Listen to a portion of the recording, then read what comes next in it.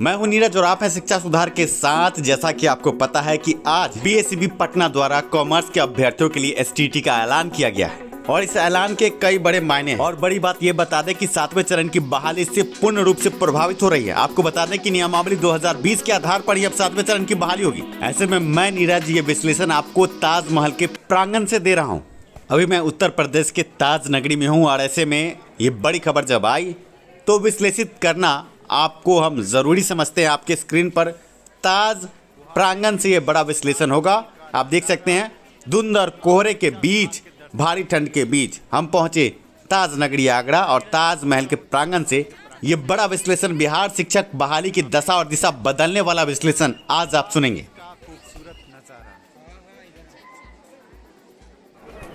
हमारे पीछे आप ताजमहल का पश्चिमी गेट देख रहे हैं। इसी दरवाजे से हम ताज के अंदर प्रविष्ट हुए हैं और प्रविष्ट होने के लिए भी काफ़ी जद्दोजहद, कई तरह की आईडी, उसके बाद फिर भारी भीड़ का सामना करते हुए ताजमहल के अंदर प्रविष्ट हुए। और ऐसे में आप पीछे हमारे पश्चिमी दरवाजे को देख रहे हैं और सामने मेरे ताज का विहंगम दृश्य, जिसको हमने शिक्षा सुधार के कैमरे से आपको दिखाने की पूरी कोशिश की। और आज 3 जनवरी के दिन ये बड़ी खबर आपके स्क्रीन पर आप देख सकते हैं। बड़ी विज्ञप्ति एसटीटी 2023 कॉमर्स के अभ्यर्थियों के लिए बड़ी खबर +2 के लिए। ऐसे में शिक्षा सुधार ने आपको पूर्व में ही बताया था कि ये आगे होने वाला है। आपको हम उन महान भावों से भी आज रूबरू कराएंगे जिन्होंने हाईकोर्ट पटना में कॉमर्स की ये लड़ाई लड़ी। ताजमहल के दीदार के साथ बड़ा विश्लेषण आज आपको देंगे। एसटीटी 2023 विज्ञप्ति ने यह साफ कर दिया है कि आगे 7वें चरण की बहाली नियमावली 2020 के आधार पर ही होने वाली है। ऐसे में गेंडा स्वामी उर्फ आलोक श्रीवास्तव उर्फ पूर्णिया में एसटीटी अभ्यर्थियों के चंदा चोरी के पैसे से नौकरी लेने वाला गेंडा आलोक श्रीवास्तव, जो 60-40 की बात करता था, ऐसी सुई चुभी है कि इसने जो गैस की बदबू फैला रखी थी, एक बार में ही सारा गैस हवा हो गया। कोई 60-40 नहीं, कोई 80-20 नहीं, सीधे तौर पर नियमावली 2020 के आधार पर 7वें चरण की बहाली होगी। विज्ञप्ति से आपको रूबरू कराएंगे और छुपे हुए गुड़ पहलुओं से भी रूबरू कराएंगे। और इस गेंडा आलोक श्रीवास्तव का नाजायज बाप जो सचिवालय में बैठा था, क्यों नहीं इसको पहले ही बता दिया कि कॉमर्स के लिए विज्ञप्ति जारी होने वाली है। ये आम अभ्यर्थियों को बरगलाकर आप समझ सकते हैं कि सीटेट में जहां 1.5 से 2 लाख फॉर्म ही सबमिट होते, इसने ऐसी बदबू फैलाई कि 5.5 लाख फॉर्म आपको सीटेट परीक्षा के लिए भरे गए, क्योंकि इसने 60-40 की बदबू फैला रखी थी। पर कॉमर्स के +2 के विज्ञप्ति ने सब कुछ साफ कर दिया है। विज्ञप्ति के गुड़ पहलुओं से मैं नीरज आपको रूबरू कराऊंगा। आपको बता दें कि इस विज्ञप्ति में सीधे लफ्जों में लिखा गया है कि आगे +2 के लिए कॉमर्स की जो परीक्षा होगी वो नियमावली 2020 के आधार पर होगी। आपको ये भी बता दें कि इस विज्ञप्ति में आगे आरक्षण के पहलुओं को भी बदला है। साल बदली है और सरकार बदली है और नई सरकार ने ओबीसी और ईबीसी अभ्यर्थियों के साथ SC/ST को जो तोहफा दिया, कहीं ना कहीं संविधान के साथ जो खिलवाड़ हो रहा था। और पूर्व में शिक्षा सुधार ने भी इसकी आवाज उठाई थी कि ईबीसी अभ्यर्थियों को जनरल के कैटेगरी में क्यों उत्तीर्ण किया जा रहा है। एसटीटी 2019 याद कीजिए, जिसमें पूर्व की सरकार ने आरक्षण रोस्टर का पालन ही नहीं किया था। ओबीसी और SC/ST का कट ऑफ 1 रखा गया था, जो कि कहीं से भी सही नहीं है और वो संविधान का उल्लंघन भी है। ऐसे में हाईकोर्ट पटना में इस मुद्दे को शिक्षा सुधार के बैनर तले अभ्यर्थियों ने उठाया और अब ईबीसी अभ्यर्थियों को आरक्षण का लाभ मिला और SC/ST के कट ऑफ को भी कम किया गया। अब 40% अंक के साथ SC/ST अभ्यर्थी उत्तीर्ण माने जाएंगे कॉमर्स की एसटीटी 2023 में। ऐसे में आप ये समझिए कि इस गेंडा ने 60-40 की जो हवा बदबू फैलाई थी, आपको समझना होगा कि 2011 वाला एसटीटी में 50-55 का कट ऑफ था, 2019 एसटीटी में 45-50 का, और अब आरक्षण रोस्टर का पालन करते हुए कहीं ना कहीं हाईकोर्ट के निर्देश के बाद ये साफ हो गया कि 40 और 50 का जो कट ऑफ है, ऐसे में SC/ST और ईबीसी अभ्यर्थियों को आरक्षण का लाभ मिला, संवैधानिक अनुच्छेदों का उल्लंघन समाप्त हुआ। ऐसे में आपके स्क्रीन पर आप देख सकते हैं नियमावली 2020 के आधार पर ही आगे एसटीटी 2023 का आयोजन करने की बात। जो भी नियमावली 2022 का हवा फैला रहे थे, बदबू फैला रहे थे, इस पर सीधे तौर पर विराम लगा है। और जो गेंडा, जिसके कारण आम अभ्यर्थी पिछले 4 सालों से डिग्री लेकर बैठे पर बहाल नहीं हो पा रहे और इस गेंडे ने कभी एकता होने नहीं दी, आम अभ्यर्थियों को तोड़ कर रखा। आप देख सकते हैं इस गेंडा के फैलाए हुए झूठ को अब इस विज्ञप्ति ने झूठ से भी महाझूठ साबित किया। ऐसे में गेंडा पांडा ने जो 4 सालों से आपको रोक रखा है, कहीं ना कहीं आप देख सकते हैं हाई कोर्ट के निर्देश के बाद ही कॉमर्स की परीक्षा पर आप एसटीटी 2019 और सीटेट बीटेट अभ्यर्थियों को शिक्षा सुधार बार बार कह रहा है कि आगे हाईकोर्ट पटना से इंसाफ मिलेगा। आपने आंदोलन करके देख लिया, क्या मिला? पर एक बार शिक्षा सुधार के बैनर तले एक होइए और आगे बढ़ करके अपनी बहाली को सुनिश्चित करवाइए। आप देख सकते हैं नियुक्ति, पदोन्नति, स्थानांतरण, अनुशासनिक कार्रवाई एवं सेवा शर्त नियमावली 2020 द्वारा निर्धारित योग्यता अर्हताधारी अभ्यर्थी उच्च माध्यमिक शिक्षक के पद हेतु माध्यमिक शिक्षक पात्रता परीक्षा के अभ्यर्थी हो सकते हैं। नियमावली 2020 और आरक्षण रोस्टर का जो पालन हुआ आपके स्क्रीन पर, सामान्य 50%, पिछड़ा वर्ग 45%, अत्यंत पिछड़ा वर्ग 42.5%, अनुसूचित जाति 40%, दिव्यांग 40% और महिला को 40% अंक के साथ इस परीक्षा में उत्तीर्ण किया जाएगा। कहीं ना कहीं महिलाओं के साथ भी भेदभाव हुआ था, आरक्षण रोस्टर का पालन नहीं हुआ था। बिहार सरकार जो आरक्षण देती है वो मिल नहीं रहा था और STT 2019 की महिला अभ्यर्थियों ने भी पटना हाईकोर्ट में वाद दायर कर रखा और कहीं ना कहीं आप देख सकते हैं कि हाई कोर्ट के दबाव में आकर ही आरक्षण रोस्टर का पूर्ण रूप से यहाँ पालन हुआ है। ऐसे में आप समझिए कि नियमावली 2020 के आधार पर ही आगे बहाली होगी।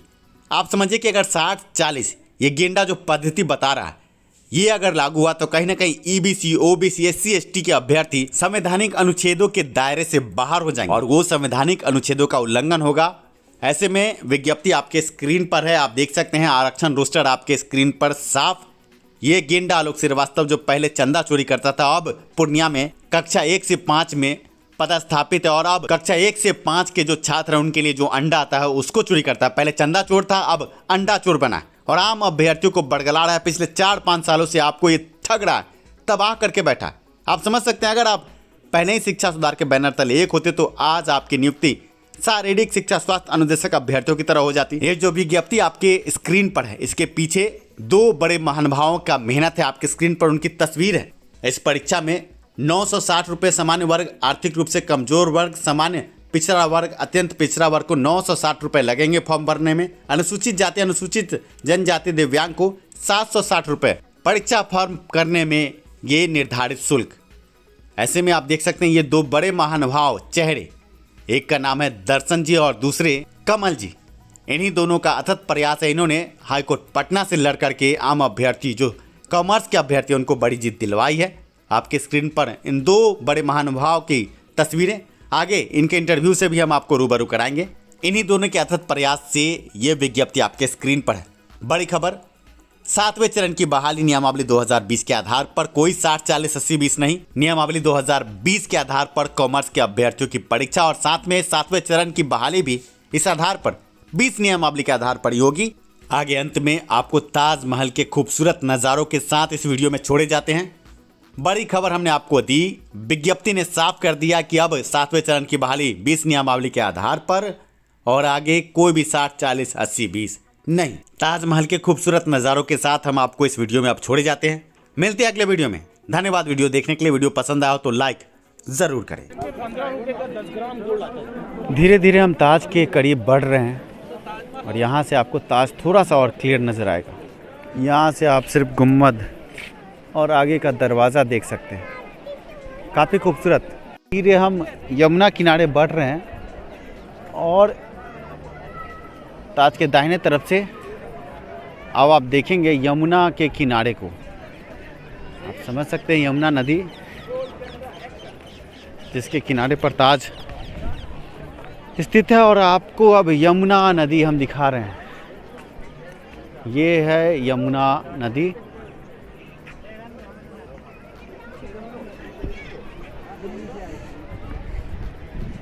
यमुना नदी के उस पार आगरा फोर्ट से आपको भी हम रूबरू कराते हैं, पर क्योंकि धुंध बहुत ज़्यादा है तो आपको बहुत सारी चीज़ें साफ नज़र नहीं आएंगी, पर हम कोशिश कर रहे हैं कि आपको ताजमहल कम से कम साफ नज़र आए। इस धुंध को आप महसूस कर रहे होंगे और यहाँ तो ठंड भी काफ़ी अधिक है और ऐसे में अब हम ताज के पीछे पहुँच रहे हैं और ये ताज का गुम्बद पीछे का।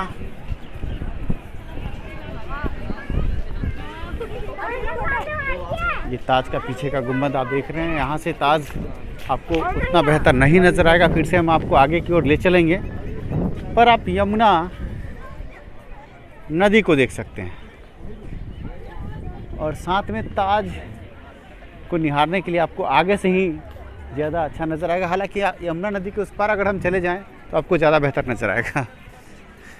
आप देख सकते हैं बाएं तरफ से ताज और वो पश्चिमी दरवाज़ा आपको हल्का सा नज़र आ रहा होगा।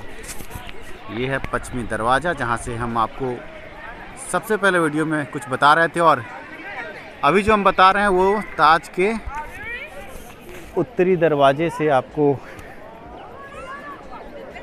जानकारी दे रहे हैं। ऐसे में आप विदेशी पर्यटकों को भी देख सकते हैं